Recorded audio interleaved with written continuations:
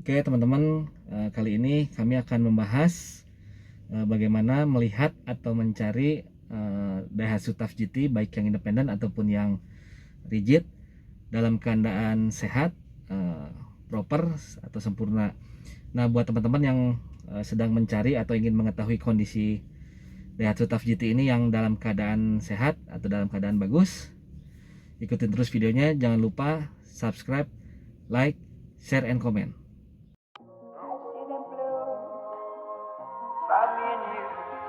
And I think to myself, what a wonderful world.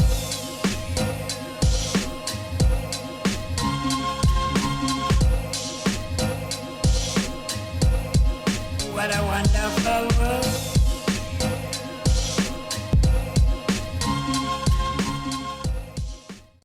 Oke teman-teman, kali ini kami akan membahas bagaimana melihat atau mencari Daihatsu Tough GT baik yang independen ataupun yang rigid dalam keadaan sehat, proper atau sempurna. Nah, buat teman-teman yang sedang mencari atau ingin mengetahui kondisi Daihatsu Tough GT ini yang dalam keadaan sehat atau dalam keadaan bagus, ikutin terus videonya. Jangan lupa subscribe, like, share, and comment. Oke teman-teman, kali ini kami akan membahas bagaimana mencari atau mengetahui Daihatsu Tough GT baik yang independen ataupun yang rigid dalam keadaan sempurna atau dalam keadaan sehat. Nah teman-teman ikuti terus videonya agar teman-teman mengetahui bagaimana kondisi dari Tough GT yang ataupun independen yang teman-teman cari. Nah teman-teman, pertama-tama kita mengecek dulu dari kondisi keseluruhan bodi. Jadi teman-teman bisa mengecek dari bodi apakah mobilnya masih layak ataupun tidak, karena mobil Tough GT ini mempunyai penyakit, yaitu dimakan karat karena usia dan pemakaian yang mobil capek gitu istilahnya. Nah teman-teman bisa lihat pertama-tama untuk nut di sini. Ini nut ini teman-teman mesti lihat dari belakang sampai depan. Nut ini mesti menyatu, mesti lurus, dan kondisinya pun harus tipis ya. Jadi nutnya harus kelihatan jelas, artinya dempulnya belum terlalu tebal. Yang kedua, bila teman-teman bisa mengecek apabila pintu ini turun di sini. Yang pertama teman-teman coba lihat setelah apabila ini turun, teman-teman lihat ini turun atau tidak nut ini. Kalau misalkan ininya turun, teman-teman bisa cek. Pertama untuk pengecekannya dari engsel pintu dia goyang atau tidak. Teman-teman bisa naik turun ke atas. Kalau dia goyang, berarti engsel pintu yang mesti teman-teman setel, atau memang bosnya sudah mengalami kehausan. Yang kedua, apabila tadi pintu atas ini sudah dia turun ke bawah gitu, tapi nut ini juga dia lebih atas. Jadi yang ini turun tapi nut ini lebih atas. Nah, teman-teman harus hati-hati karena di bawah sini ada ganjal karet bodi dari bodi untuk ke sasis. Biasanya kalau itu sudah rusak atau sudah tipis atau sudah turun, biasanya pintu akan turun, tapi ini dia naik. Jadi garis ini lebih rendah daripada ini, bukan ini lebih tinggi. Bukan ini lebih turun, tapi dia lebih naik, tapi ini turun. Artinya sasis bodi ini yang karetnya sudah tipis, akhirnya si bodi jadi miring ke kanan.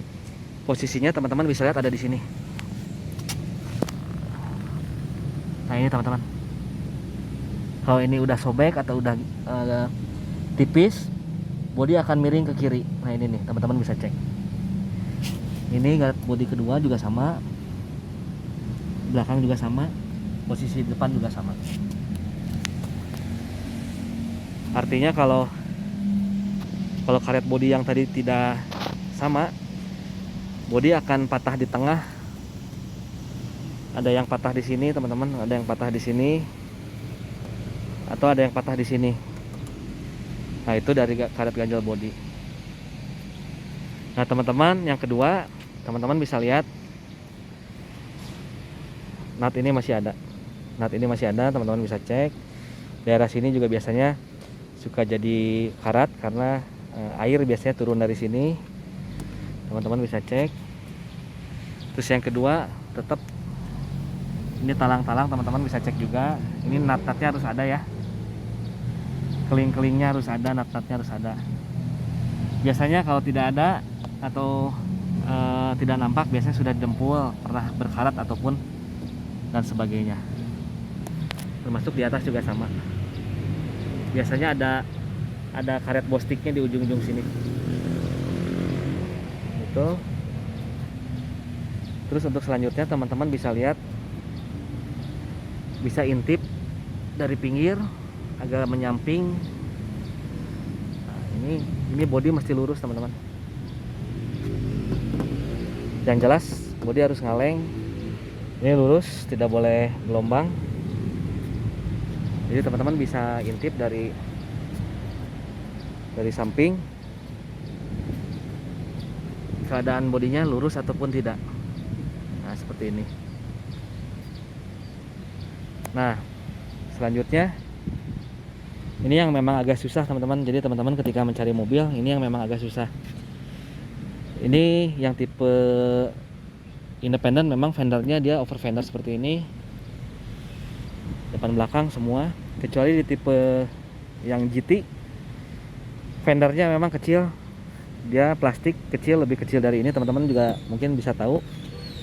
Nah, teman-teman mesti waspada karena di dalam fender ini mobil mulus kelihatannya, tapi begitu dibuka fender ini biasanya banyak karat, banyak keropok di dalam fendernya.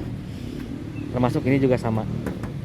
Untuk yang GT juga sama. Jadi teman-teman pastikan di dalam fender ini tidak ada keropok atau karat. Untuk selanjutnya mungkin di bagian belakang juga sama ya. Teman-teman juga bisa lihat dari belakang ke depan.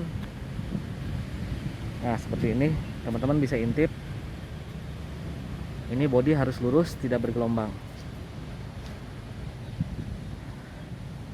Sama, bodi mesti lurus dan tidak bergelombang. Untuk selanjutnya, teman-teman bisa cek. Nah, ini teman-teman mesti buka nih plastik ini. Nah, udah teman-teman buka, teman-teman coba buka karpetnya. Biasanya penyakit Daihatsu TAF ini di sini karat teman-teman, karena ini tempat spakbor air ya. Ini juga sama, biasanya di sini karat juga di lantai di sini. Jadi teman-teman bisa cek. Kalau perlu dibuka dulu untuk memastikan supaya tidak ada karat untuk di dalam lantainya. Nah, ini nut-nutnya masih ada, teman-teman bisa cek. Nut-nutnya masih ada semua. Oke.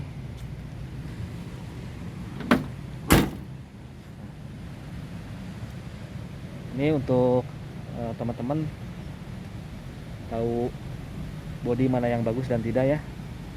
Jadi tadi ada karet bodi di bawah, fungsinya yang tadi seperti saya bilang, itu kalau karet bodinya sudah tidak bagus atau sudah gepeng atau dan sebagainya, ini akan patah di sini. Ini garis ini tidak akan pernah ketemu. Termasuk ini juga. Jadi hati-hati teman-teman, jangan tertipu dengan engsel pintu. Jadi belum tentu penyakitnya pintu turun itu dari engsel pintu, tapi bisa jadi dari karet bodi bawah. Itu yang pertama. Nah, teman-teman juga bisa lihat dari kondisi jauh apakah mobilnya miring atau ke kanan atau ke kiri gitu. Begitu miringnya, atau mungkin bodinya yang bengkak-bengkak ya, teman-teman bisa lihat dari kejauhan enak atau tidaknya. Untuk selanjutnya kita cek mesin, bagaimana mesin yang sehat atau proper. Oke teman-teman, untuk yang kedua kita lanjut ke pengecekan mesin. Jadi yang pertama teman-teman mesti lihat secara detail apakah mesinnya kering atau ada kebocoran seperti di atas sini atau di bawah sini. Apakah ada yang rembes oli atau lembab, teman-teman bisa cek dengan kasat mata. Dan yang kedua, teman-teman coba hidupkan mesin, lalu teman-teman buka ini, buka tutup oli. Setelah teman-teman hidupkan mesin, lalu teman-teman buka tutup oli, dan teman-teman bisa perhatikan apakah ada asap atau uap yang menyembur ke atas. Biasanya kalau yang udah parah juga atas bawah keluarnya, biasanya ada semburan-semburan olinya pun gitu. Nah itu apabila teman-teman menemukan mesin yang uapnya keluar ke atas dan ke bawah, itu yang disebut dengan ablas teman-teman. Jadi biasanya kompresinya lemah, tenaganya boyot, ataupun ada beberapa kasus yang suara mesinnya juga ikut kasar. Nah teman-teman bisa cek tadi dari atas, atau biasanya dari sini teman-teman ada hawa dari bawah sini ikut turun jadi ke atas dan ke bawah. Biasanya itu ada hawa, itu dari ablas mesin ya teman-teman. Yang kedua, teman-teman bisa lihat ada kuning air apa tidak di sini.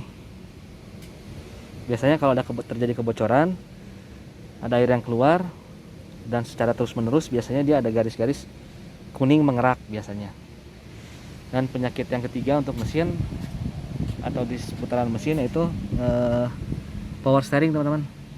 Ya teman-teman bisa lihat, biasanya power steering tuh di bagian ini suka bocor teman-teman, di pompanya atau di racknya, karena memang udah usia teman-teman. Yang terakhir mungkin teman-teman tahu dari suara mesin. Jadi mesinnya itu harus renyah, tidak ada suara-suara tambahan, dan tidak ada suara-suara yang aneh. Jadi teman-teman coba bisa injak gas atau bajak gas sampai mentok. Begitu teman-teman injak gas sampai mentok, teman-teman lepas sekaligus. Kalau ada suara tambahan, begitu teman-teman buka gas atau lepas gas ada suara tambahan, bunyi tek tek tek tek atau apa yang menyusul, nah itu dikhawatirkan mesin sudah terjadi masalah. Itu untuk mesin teman-teman ya, untuk mesin. Terus juga teman-teman bisa lihat dari knalpot belakang apakah putih atau hitam. Biasanya kalau hitam hanya dari setelan-setelan mesin atau setelan nozzle, tapi kalau putih biasanya atau takutnya oli yang sudah terbakar oleh mesin. Nah itu dari kondisi mesin ya teman-teman. Dan untuk AC teman-teman bisa coba ketika teman-teman menyalakan mobil, mengetes mobil, teman-teman nyalakan AC. Yang harus diperhatikan adalah nomor satu, tetap dingin ya teman-teman ya. Yang kedua, bila teman-teman menyalakan AC, coba teman-teman buka tutup. Jadi teman-teman di tombol AC-nya coba buka tutup. Begitu teman-teman buka AC-nya, begitu menyalakan, teman-teman dengerin. Biasanya kalau ada suara-suara yang seperti ngerosok gitu, nah itu biasanya kompresor AC sudah kena.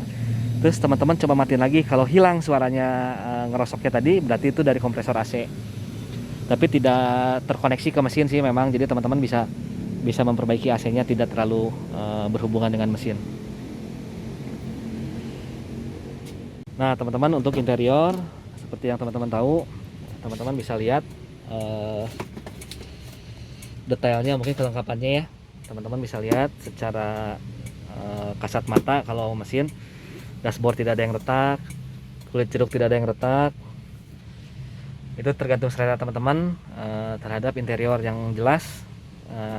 Kalau interior mudah dilihat atau mudah dicek oleh teman-teman semua. Nah mungkin itu teman-teman yang bisa kami share untuk teman-teman. Mungkin kurang lebihnya kami mohon maaf. kami ingin memberikan informasi kepada teman-teman semua bagaimana mencari Daihatsu TAF yang proper, yang sehat untuk teman-teman beli. Karena Daihatsu TAF ini semakin hari semakin langka dan harganya pun semakin bervariatif. Ada yang memang murah, ada yang memang tengah-tengah, atau memang ada yang mahal sekali. Nah, teman-teman bisa mengetahui kondisi yang baik. Jadi jangan sampai teman-teman mengeluarkan uang dengan budget yang tinggi, tapi teman-teman tidak mengetahui barang yang teman-teman beli secara baik gitu, proper atau tidak, sehat atau tidaknya dari kondisi tersebut. Nah, untuk itu teman-teman ikutin terus videonya, jangan lupa subscribe, like, share, and comment.